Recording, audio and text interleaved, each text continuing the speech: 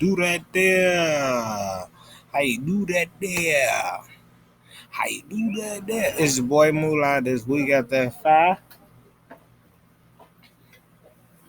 And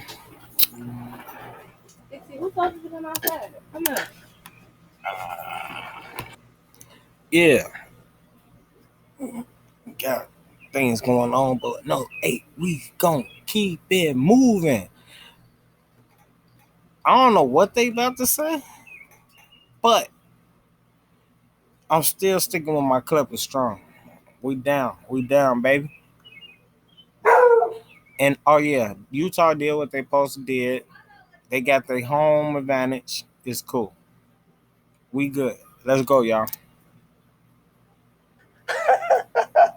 By Tuesday, I need a beer. By Tuesday, yeah, I need that. It's tough to get real, authentic beignet outside of Louisiana, but I'm gonna do my best. I'm gonna go down to my peeps in Louisiana and try to get you some real beignet. You from Louisiana? No doubt, whole family from Louisiana. Mess. I know. But I've never had real beignet outside of Louisiana, so I'm beignet. I don't even know what that is. I heard it in some like rap songs or something. I heard it somewhere, TV. Beignet. I'm gonna look it up, y'all. I'm gonna have my assistant do that. I'm gonna get you some. I sure appreciate that. Man of my word. Okay, well, take off then. No, I don't think the Jazz are too good for the Clippers now, and I don't think this series is over. Obviously, it's going to be incredibly tough for the Clippers to come back and win. I'm not going to bury them, in part because of what we saw last series, in part because I don't want to be on this roller coaster. They're dead. They're alive. They're dead. They're alive. So I'm going to still say they have a chance. But look, history's against them because no team in NBA history has ever come back to. So you saying that they dead, and you gonna go with the stats and the computer? You gonna go with algorithm? All right, bet. You want algorithm? Y'all gonna see each other in y'all low deathbed. Here we go. To win multiple series in which they were down 0-2 in the same postseason. So they're trying to do something that nobody else has done. The reason, though, that I say the Jazz aren't too good for the Clippers is because there's not a huge gap in talent. In fact, I would say on paper, the Clippers have more talent. But the thing is, the Jazz... Chris, I'm finna ask you this. Get to the point, man. All right? Pick your poison, bro. All right. Jazz are a better team. Like, they play more of a team game than the Clippers do, who play more of an isolation solo type game. And anytime you've got a talented team that plays more 5-man basketball versus a talented team, maybe even more talented team that plays more of a one-on-one style, the talented team that plays 5-man is going to... Chris, if you say talent one more time, bro, one more, and you don't say my name, we gonna have a problem. We gonna have some smoke, bro. That's what made Golden State so good before they got KD. Mm-hmm. You didn't look at that roster and say, wow, look how talented they are. What? They had talent, yes. I told you. But they played... Didn't I just tell you don't say that? Don't say that. No. All right. Don't worry about it, Chris. You better be lucky we bros. Keep going. Team basketball. Skip, you remember in 2014 when the Spurs, with an old Tim Duncan, beat up the Miami Heat, who had more talent. They played more of a team game than the Heat, which had a lot of ISO type stuff in the way they played. So the Jazz just played really well together. They're very well put together. You've got the individual guy in Donovan Mitchell. Yo, Chris, what's your poison, bro? So they've got their superstar who can take you off the dribble and create his own stuff. Jordan Clarkson does it as well off the bench and clearly did it last night. And that's not to mention Mike Conley. Then you've got great shooters, Joe Ingles, Bogdanovich around him. And obviously you've got the 7-footer in the paint, Rudy Gobert. So the Jazz are well put together, but too good for the Clippers? No. The Clippers still have a shot, but Kawhi's got to play like a superstar, not just a star, because Reggie Jackson's not going to keep this up. He was great last night, but he's not going to do this every night. So they got an uphill battle, but it is not over. The Jazz are not just too good for them to beat. No, the Jazz are not too good to be beat, but they do execute really well in pressurized situations. And what we saw... Chris, did you just not answer the question? You just wiggled your way out of that. You ain't 10-toe nothing. All right, remember that, bro. In the last series, the Clippers were able to withstand the Mavericks onslaught because down the stretch, they were unable to make those shots that they had made early. You look at Utah. Utah made shots early, but when Dallas took that, when the Clippers took that 2-point lead, what happened? Bogdanovich, bomb 3. Joe Ingles, bomb 3. And you get Royce O'Neal, bomb 3. Donovan Mitchell did not play particularly well the second half, but he was still able to get to his dominant hand and kiss the ball off the glass and get and make that shot. So that is the difference. You're right. They're not too good. They just execute really, really well. And that's without their second best ball handler on the court, Mike Conley, which I believe he will come back. Now, he might not play Friday night. They might keep him out until game 4. All of the lights.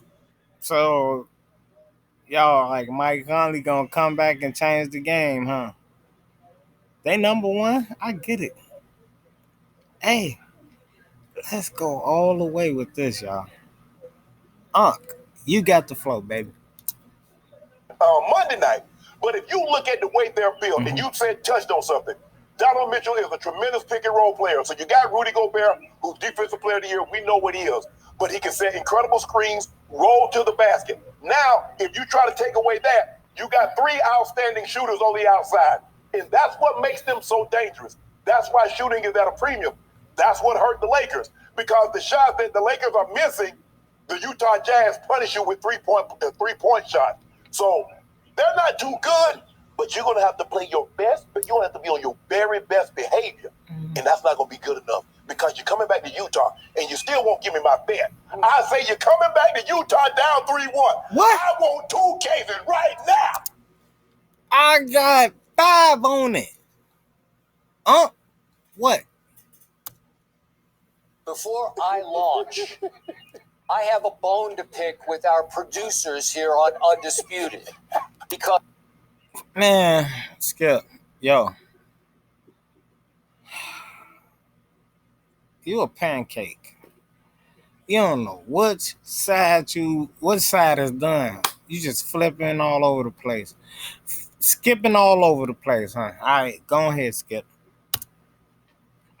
Because the truth is, over the 5 years this man and I have been partners, I have won over 100 cases of Diet Mountain Dew on this show, sitting in this chair. And the one night that he actually beat me, the one rare night, he gets a video montage of him gloating so he can rub it in on both Chris and on me in this segment. I've never seen that. I've never had one video montage. You don't need one.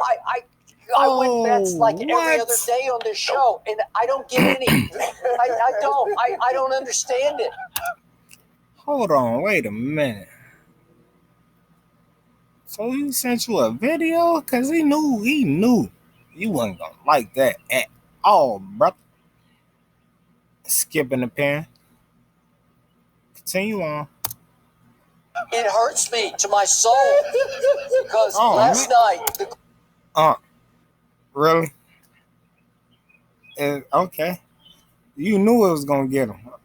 That was a good one. You knew it. You knew you was going to get him. That was a good one. I got you, huh? Clippers hurt me to my soul.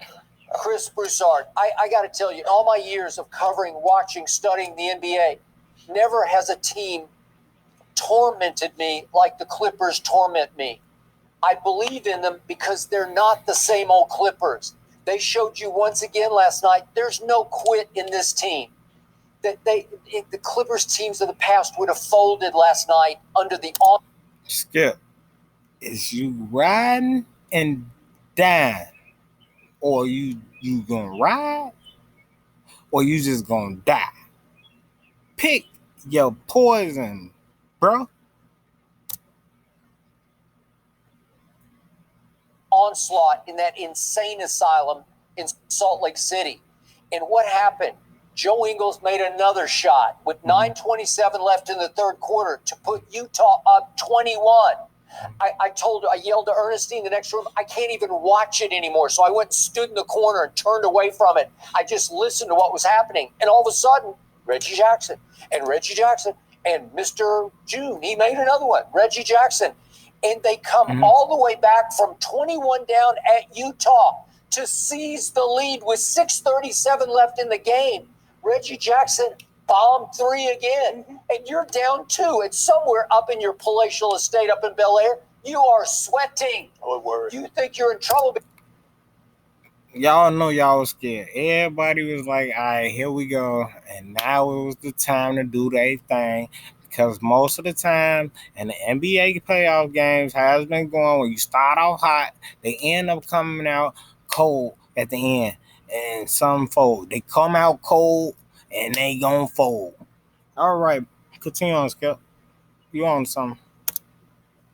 Because I had 3.5. You gave me the visiting team plus 3.5, and all of a sudden I'm 5.5 points up on you with 6 minutes left in the game.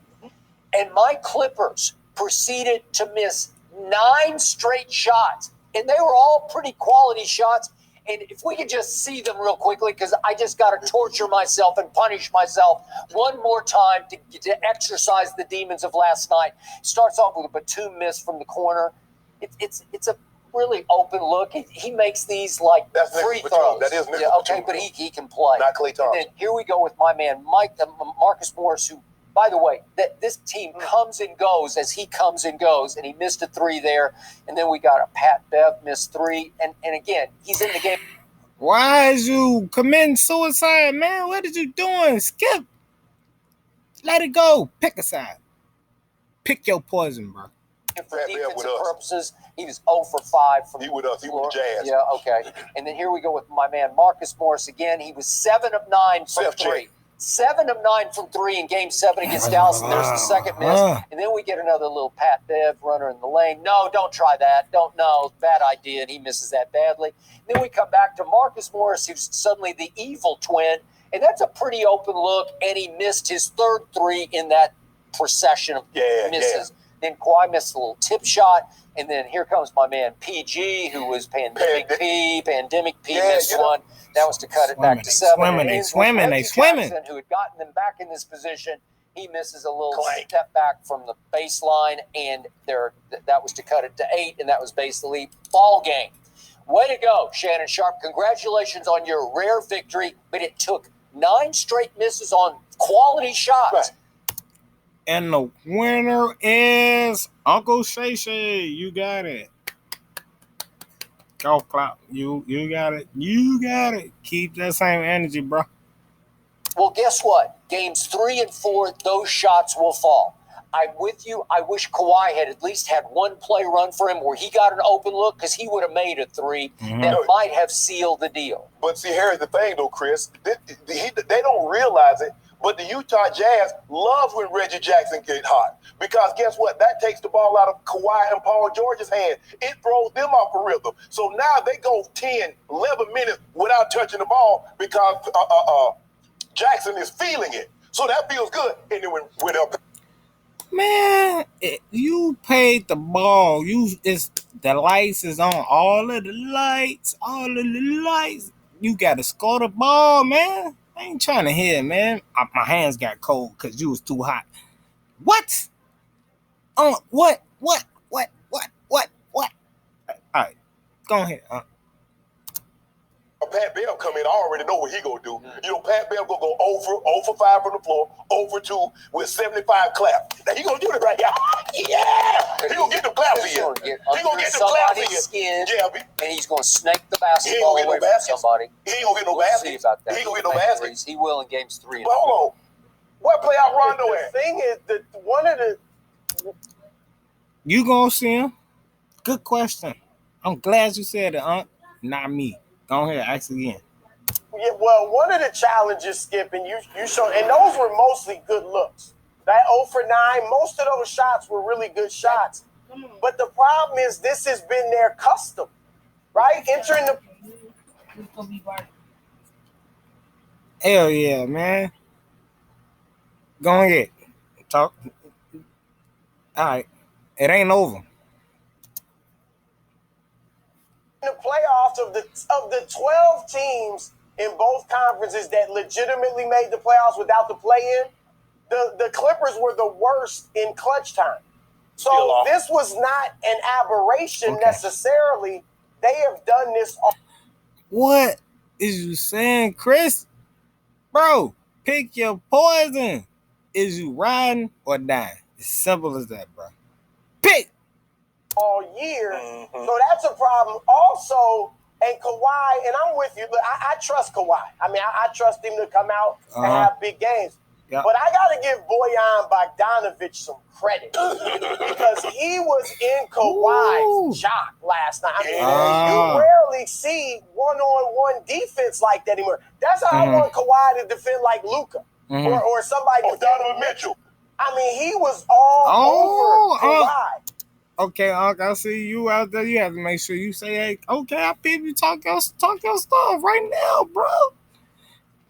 They say Dwayne Wade with the jump shot, okay, with the 3. I remember that. Keep that same energy, Unc. Keep that same energy, bro.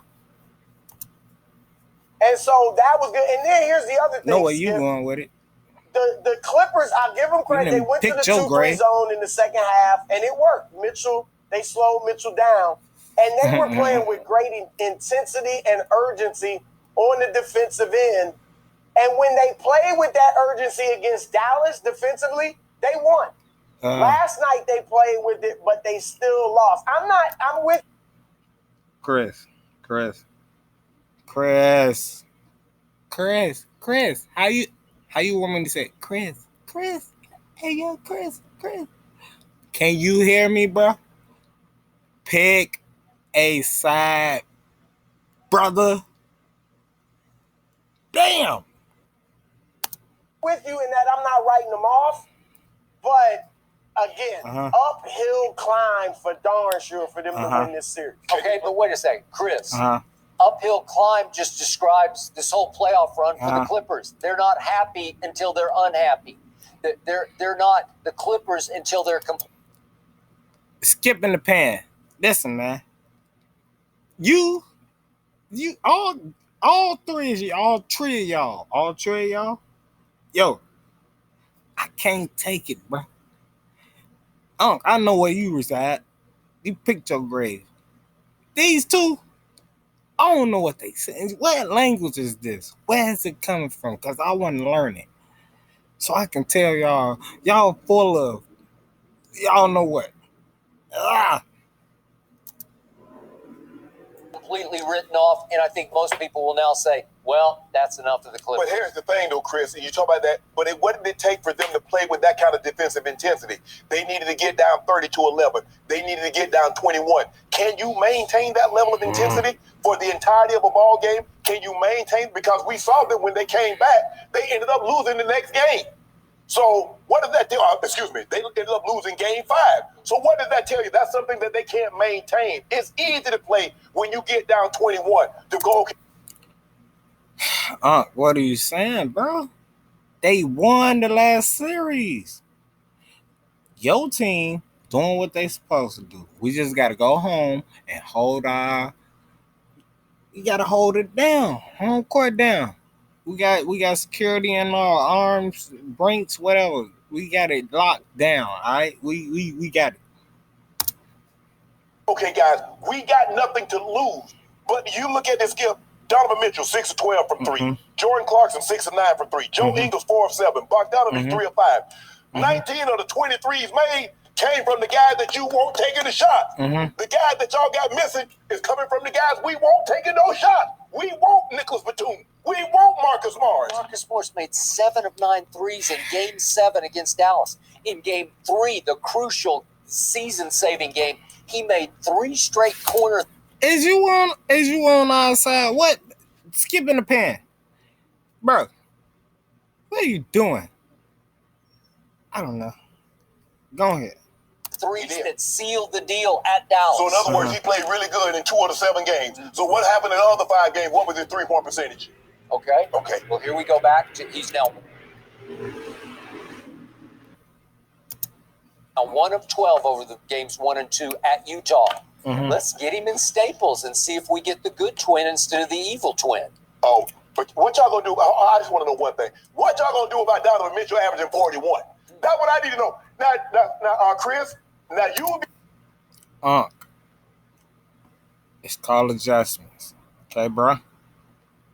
I think we know what it's called. We're gonna watch the film, and we're gonna adjust.